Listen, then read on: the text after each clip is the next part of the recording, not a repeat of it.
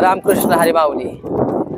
हा आजचा उपक्रम राबवायचा म्हणजे पहिल्यांदा गोंदवलेकर महाराजांचा इथं पहिल्यांदा ठिकाण आहे आणि मला ही सेवा मिळते, मला ह्यात भरपूर आनंद आहे।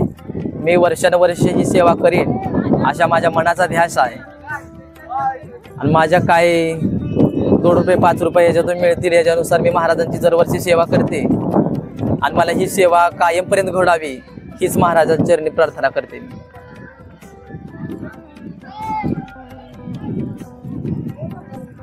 आणि हे जे बेसन भाकरीचं जेवण आहे हे लोकांना भेटत नाही। लाडू केळे वेगळे काही गोड पदार्थ भेटतो, पण हा बेसन भाकरीचा उपक्रम भेटत नाही, म्हणून मी माझ्या पद्धतीनुसार बेसन भाकरीचं जेवण इथं करते, महाराजांची सेवा एवढी करते माझ्यानुसार।